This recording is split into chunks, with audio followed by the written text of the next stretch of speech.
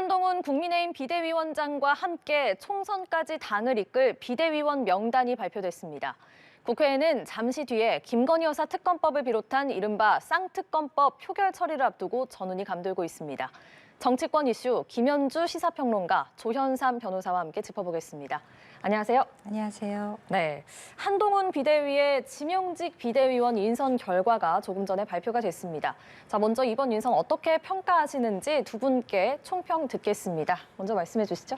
이제 내일부터 국민의힘이 새 지도 체제로 들어가게 됩니다. 비대위 체제로 들어가게 되는데 비대위원이 과연 누가 될 것이냐, 이게 갖는 상징성이 있기 때문에 아마 많은 분들이 궁금하게 생각하셨을 것 같은데요. 네. 제가 이제 개인적으로 뭐 당연직 이런 분들 이제 제외하고 또 특히 김예지 의원, 이분의 경우는 이제 정치인 중에서는 유일하게 이제 지명이 됐는데 과거 한동훈 전 장관과 국회에서 아주 좋은 케미를 보여주면서 비대위원에 합류하는 것이 아닌가라는 예측이 나왔음에도 불구하고 본인이 새술은 새 부대에 담아야 된다라고 이제 고사의 뜻을 표하기는 했습니다만 상징적으로 이제 지명직 비대위원이 됐고요. 제가 개인적으로 한 이 세 분 정도는 들어갔으면 좋겠다라고 생각했던 분들이 포함이 됐습니다. 그분들은 이제 누군가 하니 민경우 시민단체 길 대표, 구자령 변호사, 박은식 호남 대한포럼 대표, 이분들은 들어가면 비대위의 상징성이 될 수 있겠다라고 개인적으로 생각하고 있었는데, 민경우 길 대표 같은 경우에는 이분이 8.6 운동권의 아주 핵심에 있던 분입니다. 그런데 이제 최근 들어서 이 8.6 운동권이 이제 퇴출되어야 마땅하다라는 것을 논리적으로 상당히 뒷받침하면서 주장을 하고 있고, 구자령 변호사는 많은 분들이 아시는 분들이고, 박은식 이분은 이제 의사신데 상징적으로 젊은 층도 대변하고 있고, 또 과거 내로남불에 관한 여러 가지 목소리를 내왔던 분으로 비대위에 합류를 했습니다. 이 외에도 인재 영입 케이스로 이미 지목이 된 바 있는 윤도현, 이분은 지금 20대인데요. 자립준비 청년으로서 과거 18년 정도 보육시설에서 있다가 이제 자립을 준비하고 있는 청년이기 때문에 나름대로 본인의 목소리를 낼 수 있을 것으로 보입니다. 이외에도 교육 플랫폼 대표라던가 WHO, 그러니까 국제기구에서 근무를 한 경력이 있는 재활의학과 교수 등이 포진한 것으로 봐서 산뜻한 출발이 아닌가, 저는 그렇게 평가합니다. 네, 산뜻한 출발이다, 이렇게 평가를 해주셨고, 조현삼 변호사께서는 이번 인선 어떻게 평가하세요? 우선 한동훈 비대위원장이 비대위원을 인선함에 있어가지고 그동안 좀 우려가 되었던 검사 출신 비대위원을 인선하지 않은 부분에 대해서는 저는 점수는 좀 드리고 싶습니다. 네. 그렇지만 지금 다양한 분야의 분들을 비대위원으로 모시긴 했는데 일부 위원들 경우에는 좀 성향이 너무나 도드라진 분이시죠. 방금 말씀하셨던 민경우 대표 같은 경우에는 지금 한동훈 비대위원장이 지금 그 비대위원장 취임과 함께 뭐 586 운동권에 대해서 비판적인 그런 입장을 보였는데 그것을 그대로 따르고 있는 분이 이번에 비대위원으로 들어오셨죠. 어떻게 되면 한동훈 비대위원장의 목소리를 함께 할 수 있는 분이라고 할 수 있고, 구자령 변호사 같은 경우에도 이재명 저격수로 불릴 정도로 그 이재명 대표에 대해서 비판적으로 비난하는 그런 입장이 굉장히 강한 분들 아니시겠습니까? 그리고 김경률 회계사의 경우에도 조국 흑서를 작성했던 분이시죠. 그런 저자이신 분 같은 경우에는 과연 지금 한동훈 비대위원장이 생각하는 비대위원들의 그런 역할이 그 지금 집권 여당의 변화를 위한 것인가, 아니면 민주당과의 싸움을 위한 그런 전선을 구축하기 위한 것인가, 그런 생각을 하지 않을 수가 없을 것 같습니다. 예, 정치적 색채가 짙은 분들이 포함돼서 이 점이 좀 아쉽다, 이렇게 아쉬운 평을 좀 해주셨습니다. 이 중에 김예지 의원만 현 의원이고 나머지 7명은 한 비대위원장에 앞서 거론한 대로 비정치인입니다. 정치 신인 비대위원장에 지금 비정치인 비대위원들의 조합인데 이 부분은 어떻게 보세요? 이미 비정치인을 중심으로 해서 비대위를 꾸릴 것이다라고 이제 이야기를 한 바가 있죠. 연령별로 보면은 이분들이 지금 50대부터 한 20대, 그리고 이제 여성이 이제 3분 정도가 이제 포함이 되어 있습니다. 근데 어제 얘기하기를 한동훈 위원장이 이제 자신의 위치에서 열심히 일하고 돈 벌어보고 땀 흘려보고 가족 부양하고 이런 분들을 모시겠다고 이제 얘기를 했거든요. 그러니까 어떻게 보면 동료 시민의 대표격이랄 수 있는 분들이기도 하고요. 지금 한동훈 위원장이 본인의 취임사에서 밝혔다시피 지금의 시대 정신은 특권 정치를 퇴출시키고 정치를 교체해야 된다라는 입장을 분명히 밝힌 바가 있습니다. 어떻게 보면 그 특권은 정치인들만이 누리고 마치 일반 시민들의 경우에는 입장권 내고 구경하는 구경꾼에 지나지 않는다라는 지적을 한 바가 있습니다. 그렇기 때문에 그와 같은 시민의 눈높이에 맞는 지적이야말로 우리 정치가 제대로 나아가야 되는 그 본질을 노리고 있는 것이 아닌가라는 생각을 해보게 되고요. 우리 정치가 앞으로 나아갈 바는 그야말로 국민들께 공공 서비스 차원에서의 퍼블릭 서비스 차원에서의 정치를 제공해야 한다라는 차원에서 지금 새로 인선된 분들의 경우에 보면은 대부분 쓴소리 할 수 있는 입장에 계신 분들입니다. 그렇기 때문에 이분들이 시민의 입장을 대변하고 제대로 된 쓴소리를 낸다면 비대위의 활동은 앞으로 좀 기대해 볼 만하다라고 생각이 됩니다. 네, 자 저희가 방금 들어온 속보 전해드리겠습니다. 윤석열 대통령이 국방부가 최근에 발간한 장병 정신교육 자료와 관련해서 크게 질책했다고 대통령실이 밝혔습니다.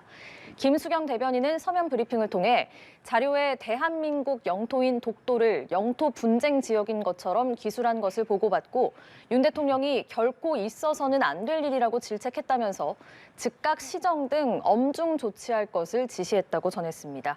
저희가 자세한 내용은 들어오는 대로 계속 전해드리고요. 대담 이어가겠습니다. 조현삼 변호사께도 같은 질문 드릴게요. 정치 신임 비대위원장에 또 비정치인 비대위원들로 좀 꾸려졌습니다. 이 부분 어떻게 평가하시는지요?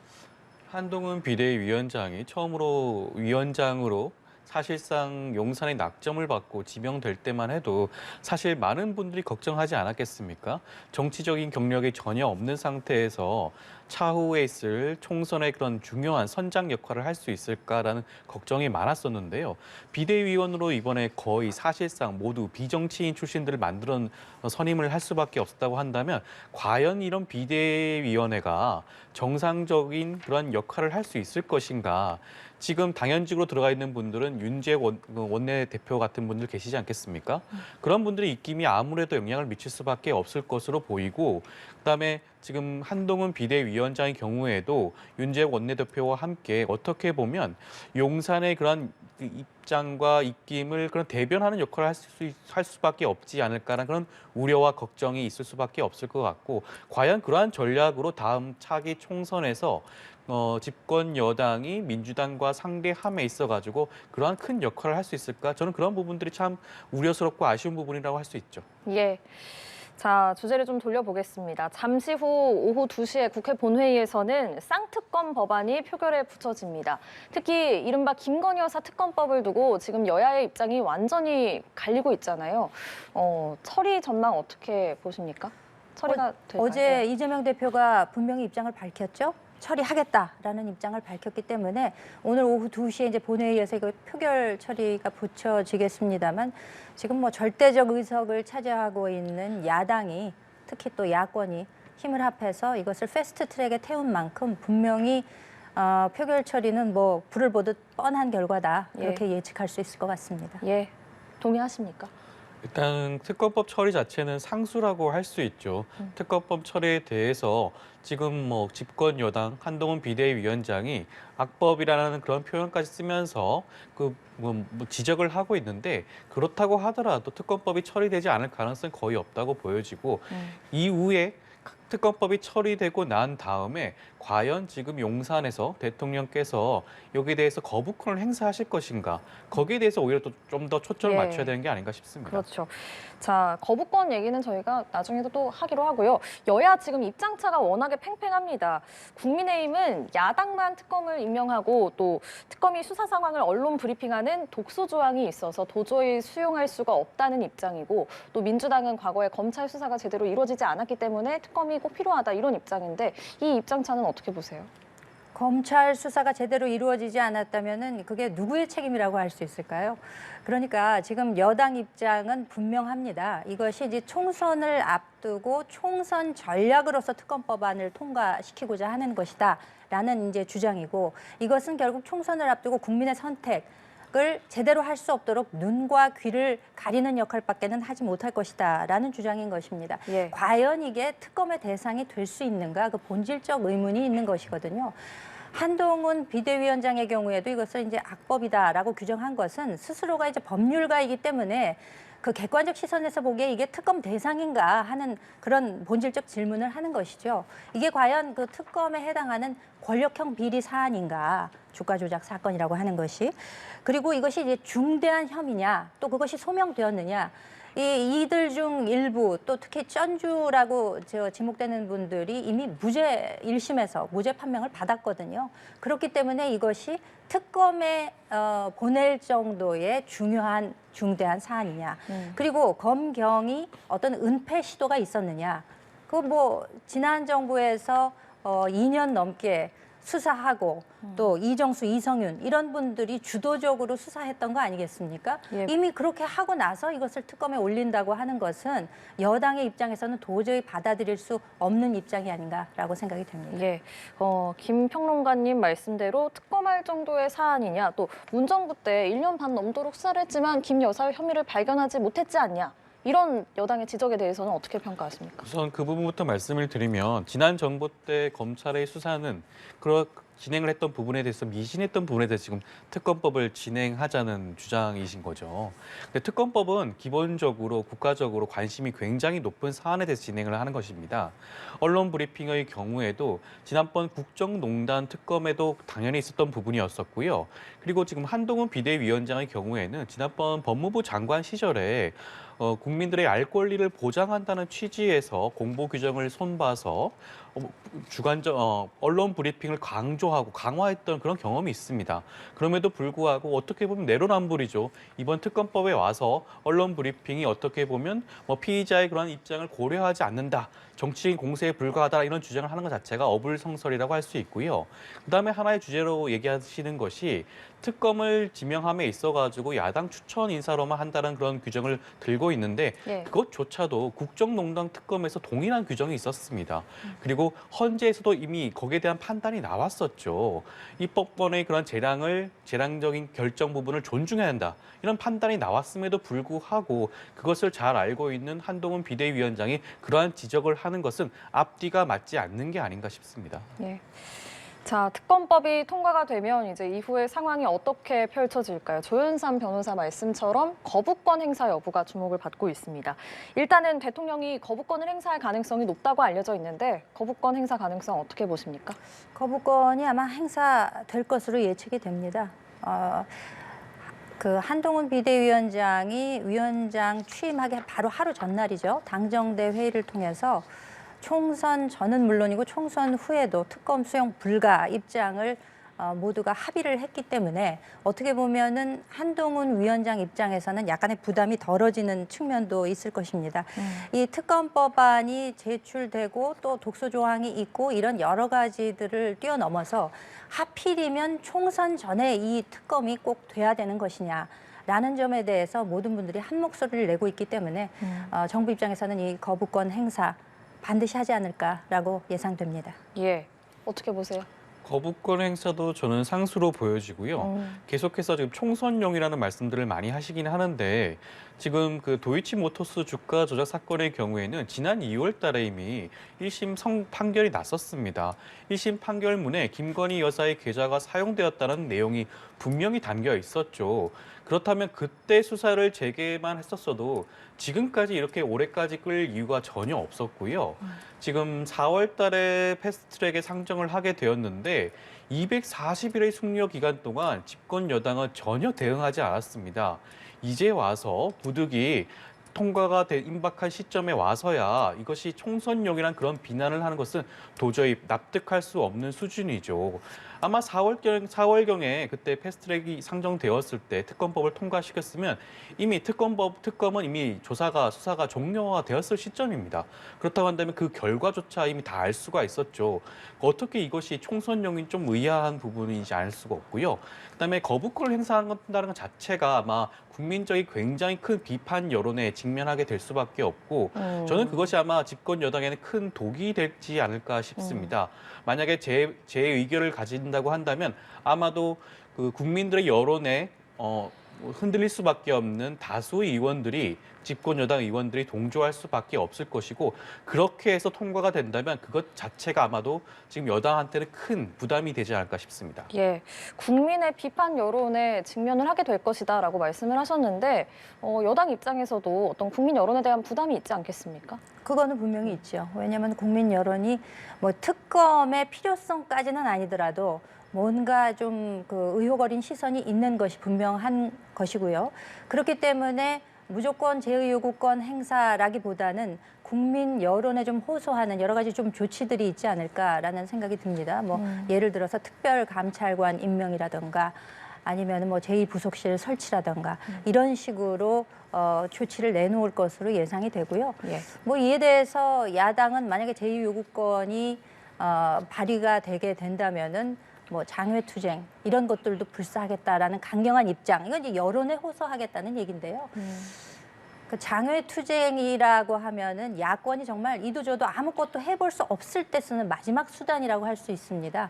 그럼에도 불구하고 지금 뭐 과거 후쿠시마 오염수 방류 때 장외투쟁 하셨었잖아요. 그거 어디 갔습니까? 지금 아무 설명도 없고 그에 대한 아무 입장도 없는 거 아니겠습니까? 날씨도 추운데 장외투쟁 이런 거 국민들이 지금 더 이상 보기를 원하시지도 않고요. 삭발, 단식, 뭐 이재명 대표도 단식하셨습니다만 장외투쟁 이런 것은 더 이상 구태 정치의 표본이라고 할 수 있기 때문에 앞으로 우리 정치권에서는 좀 사라졌으면 좋겠다는 생각도 덧붙입니다. 네.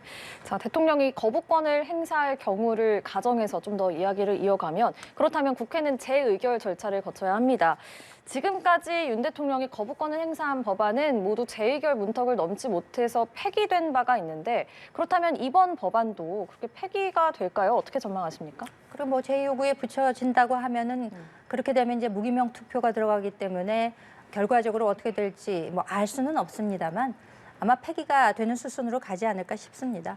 지금 뭐 야당에서 야당이 힘없는 야당이 아니지 않습니까? 예. 절대 다수 의석을 차지하고 있어서 하고 싶은 거 다 했잖아요. 입법권, 무슨 법 다 상정하셨고 뭐 특검, 국조, 해임안, 탄핵안 다 하셨었는데 이제 와서 이것까지 이제 밀어붙인다고 하게 되면은 국민들 보시기에도 이 거부권 행사가 절대 무리가 아님을 이해하시리라는 생각이 듭니다. 네, 이번에도 폐기될 거다 이렇게 그 가능성이 높다 이렇게 전망을 하셨는데 민주당 일각에서는 또 총선 국면과 맞물려서 여당의 이탈표도 좀 기대할 수 있지 않겠냐, 재의결 절차를 밟게 되면 이렇게 기대를 하고 있는데 이 부분은 어떻게 보세요?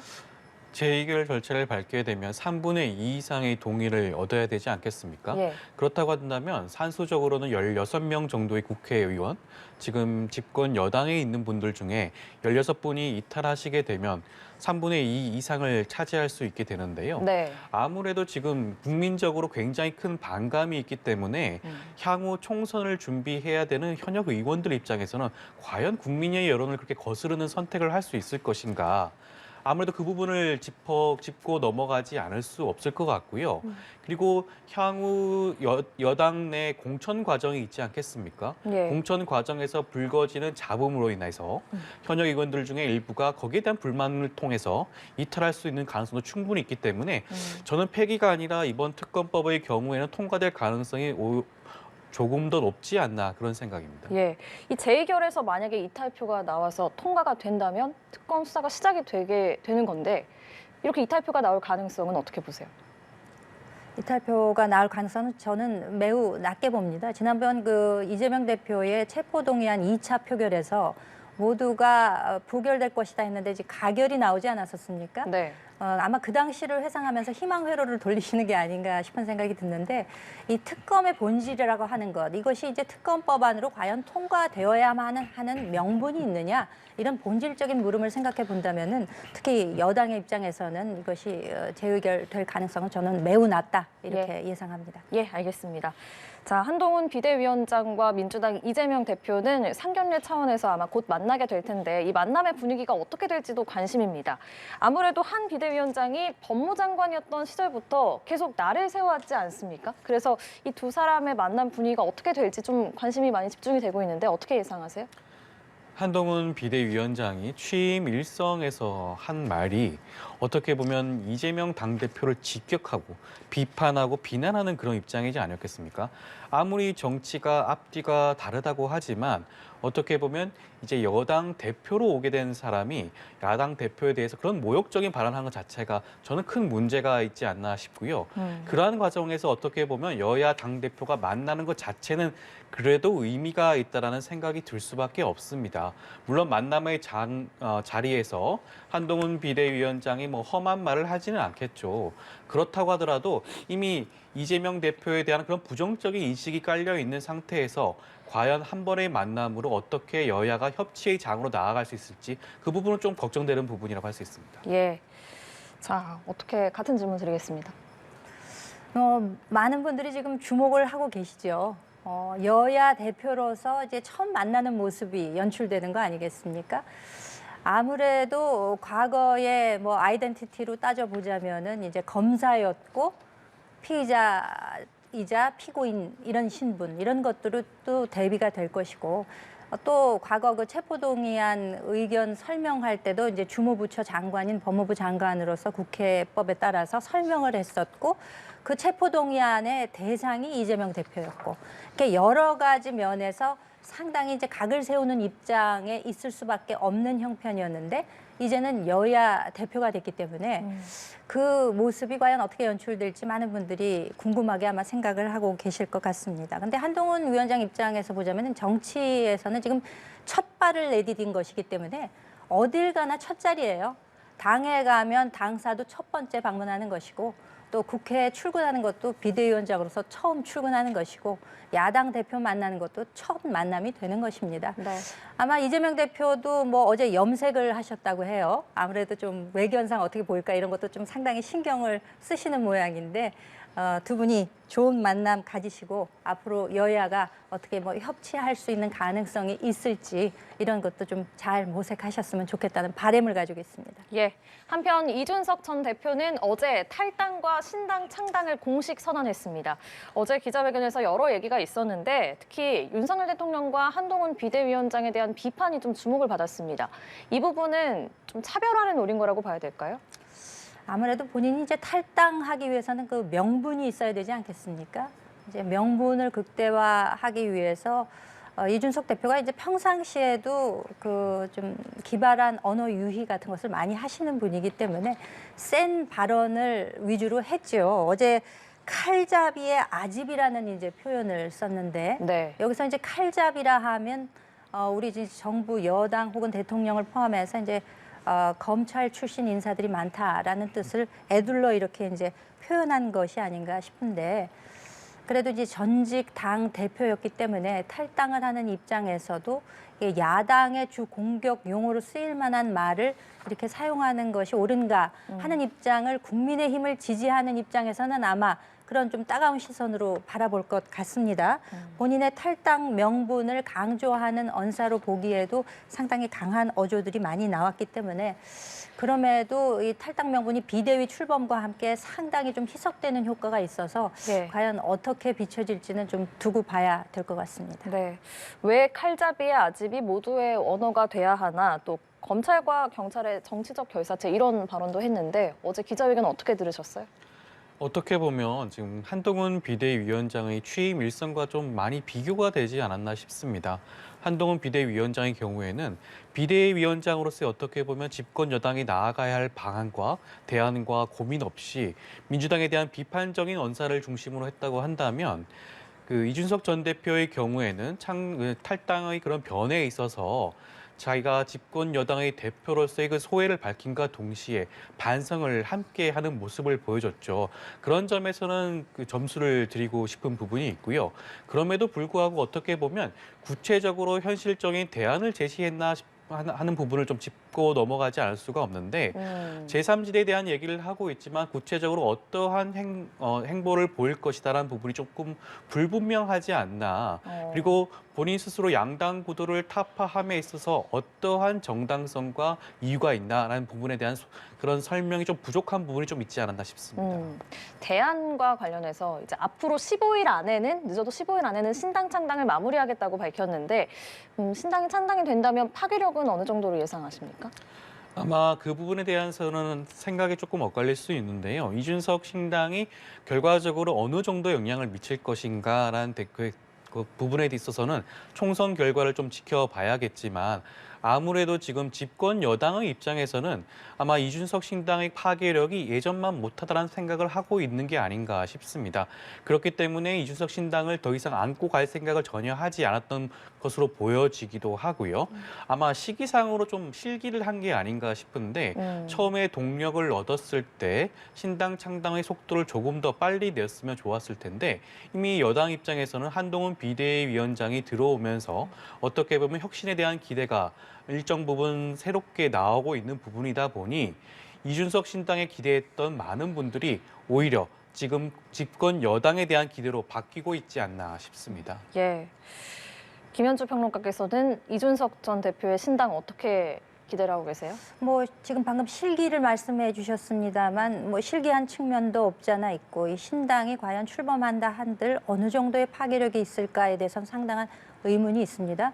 기존의 뭐 제3지대 뭐 신당이라고 해서 이제 그것이 상당한 효과를 발휘하려면은 그 당만의 비전이 있다던가 혹은 지역 기반을 가지고 있다던가 아니면 뭐 대선 후보급의 어떤 그 구심점이 있다던가 이런 좀 요소들이 있는데 그 모두에서 좀 약한 모습을 보이고 있는 것이 아닌가. 무엇보다 만약에 지금 탈당을 해서 신당을 창당하게 될 경우에 뭐 현역 의원이 합류를 한다든지 이런 구체적인 이야기가 나와야 되는데 그에 대한 것도 없고 지금 본인의 팀이라고 할 수 있는 천하용인의 경우에도 용은 이미 빠지겠다는 의사를 밝혔고 네. 천하임도 어저께 합류를 안 했어요. 이 정치인들이 무슨 발표를 할 때 이제 뒤에 배석을 누가 하는가가 상당히 중요한 이미지를 갖습니다.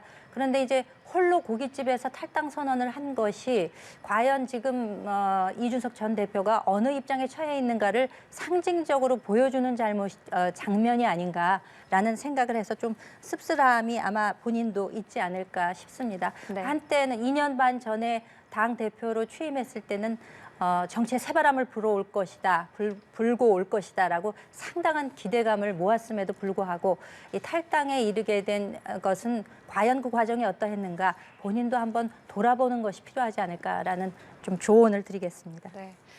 민주당 상황도 짚어보겠습니다. 이낙연 전 대표의 최측근이죠. 남평호 전 국무총리실 민정실장이 자신이 대장동 비리 의혹의 제보자라고 밝혔습니다. 지금 파장이 상당한데 왜 지금에 와서 이 사실을 공개를 한 걸까요? 어떻게 보면 그 지금 대장동 사건에 대한 제보자가 이낙연 전 대표의 캠프에서 누군가가 하지 않았나라는 그런 의혹은 예전부터 충분히 있었습니다. 그럼에도 불구하고 지금 이 시점 이낙연 전 대표가 신당을 창당하겠다고 나서고 있는 시점에서 이러한 제보를 밝혔다는 것 자체가 좀 의미를 좀 부여할 만하지 않을까 싶고요. 구태여 이것도 형식을 기자회견을 자청할 필요도 없었습니다. 제보자가 누구인지는 밝히면 그만이었을 수도 있는 문제인데 구태여 기자들을 모아서 회견했다는 자체가 선명하게 밝히고자 했던 부분인 것 같고 남평호 실장 같은 경우에는 이낙연 전 대표의 측근 중에 측근이시죠. 예. 최측근으로 불리시는 분인데 그러한 역할을 함에 있어가지고 과연 이낙연 전 대표와 어떠한 소통 없이 진행했을까라는 부분을 지적하지 않을 수가 없고요. 그렇다고 한다면 이 모든 행위 자체가 이낙연 전 대표 입장에서는 탈당하여 신당을 만들기 위한 하나의 과정으로 삼고 있는 게 아닌가라는 생각을 지울 수 없을 것 같습니다. 예, 정말 몰랐을까 의문이라고 하셨는데 그러니까 이 전 대표가 정말 모르진 않았을 거다 이렇게 보시는 거예요? 아무래도 그럴 수밖에 없는 게 남평호 실장 같은 경우에는 지금거래에서 이낙연 전 대표를 오랜 기간 수행하고 모셨던 분이라고 할 수 있는데 과연 이런 중차대한 일에 있어서 대장동 사건의 제보와 이번에 기자회견 모두에 있어가지고 이낙연 전 대표와 어떠한 상의 없이 진행할 수 있었을까? 일반적으로 정치인들의 그런 평소에 그런 모습을 본다면 상상할 수 없는 수준이 아닌가 싶고요. 그렇다고 한다면 이낙연 전 대표의 동의 내지 묵인하에 이루어졌을 가능성이 굉장히 높고 그렇기 때문에 아마 당 내에서는 굉장히 큰 실망과 분노가 있는 게 아닌가 싶습니다. 예, 남 전 실장은 당시 제보가 이 전 대표에게 보고하지 않았고 나 혼자 한 단독 행동이었다. 이 전 대표는 지난주에야 이 사실을 알았다 이렇게 얘기를 하긴 했는데요. 평론가께서는 왜 이제 와서 이 사실을 얘기를 한 건지 의도와 그리고 이 전 대표가 정말 몰랐을 가능성 이런 건 어떻게 보십니까? 이 전 대표가 알고 모르고가 지금 중요한 게 아닙니다. 이 대장동 사건의 본질이 일반 국민들에게 알려져서 대선이라는 가장 중요한 선거에서 그 후보의 실질을 드러낼 것이냐 말 것이냐 이 본질이 중요한 것이지 이낙연 전 대표가 알았느냐 몰랐느냐에 대해서 관심이 있는 분들은 지금 이재명 대표의 열성 지지층이라고 하는 개딸들이라 불리기를 더 이상 원치 않는 그분들이실 거라고 저는 생각하고요. 이 시점에 와서 알려지게 된 이유는 이것이 이제 지난 그 대선 후보 경선 과정에서 2021년 8월 31일에 경기도 지역신문인 경기경제신문에서 박 기자라는 분이 이 기사를 쓰게 됩니다. 이재명 후보님 화천대유는 누구 겁니까? 라는 제하에 이제 글을 쓰게 됐고 거기서부터 촉발돼서 이 대장동 사건이 그 일반인들에게 알려지게 된 것이었죠.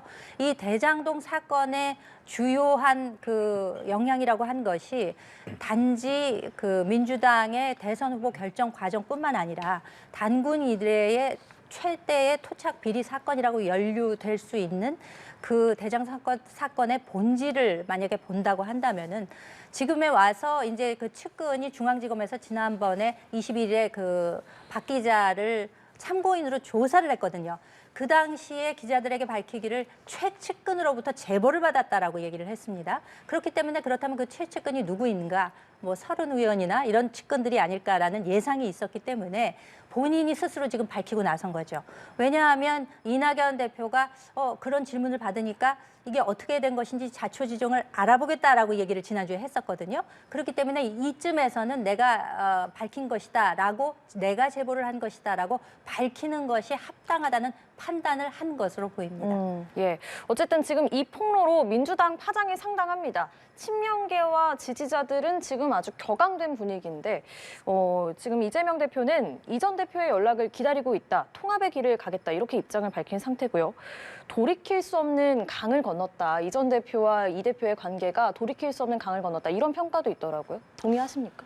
아무래도 지금 이낙연 전 대표의 신당 창당을 만류하는 당내 분위기가 상당할 수밖에 없었는데 이번 기자회견을 통해서 어떻게 보면 그 마지노선인 그 강을 한계를 넘어선 게 아닌가.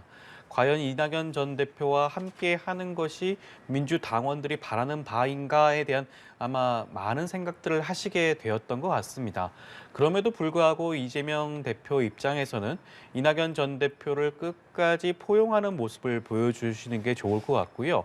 어차피 다음 총선의 경우에는 통합의 모습을 보여주지 않으면 정권 심판에 대한 국민적인 여론과 여망을 온전히 민주당이 수용하기가 쉽지 않을 것 같습니다. 그런 면에서 이재명 대표 입장에서는 이낙연 전 대표와 함께하는 자리를 조속히 만들고 통합의 모습을 보여주는 게 바람직하지 않나 싶습니다. 네. 평론가께서는 어떻게 예상하세요? 두 사람이 이렇게 결별을 하게 될지 아니면 통합을 하게 될지. 통합은 어려운 거 아니겠습니까? 이미 시한을 못 박았잖아요. 올 연말까지 당이 어떻게 하는지 지켜보겠다. 이것은 통합 비대위 출범을 전제로 한다. 그럼 비대위를 출범한다는 것은 당대표가 물러나는 것이 선행되어야지만 가능한 일 아니겠습니까? 그렇기 때문에 이재명 대표의 사퇴를 원하는 것이고 이재명 대표가 사퇴할 일은 없잖아요. 그렇기 때문에 통합의 길로 가기는 어려울 것이다. 지난번 미국에서 귀국한 이후에 여름에 두 분이 자리를 마련해서 만났었습니다만 당시에 꽃다발 주고 사진 촬영한 것 이외에 그 아무것도 이루어진 것이 없다라는 지적이 있는 것으로 봐서는 아마 만남이 이루어진다 한들 그 전제 조건이 해결되지 않는 한 그 이상의 발전이 이루어질 수 없을 것이고 그렇기 때문에 통합은 물 건너간 것이 아닌가 그렇게 예측해 봅니다. 네, 알겠습니다. 정치권 소식 여기까지 짚어보겠습니다. 조현삼 변호사, 김현주 시사평론가와 함께했습니다. 두 분 고맙습니다. 감사합니다.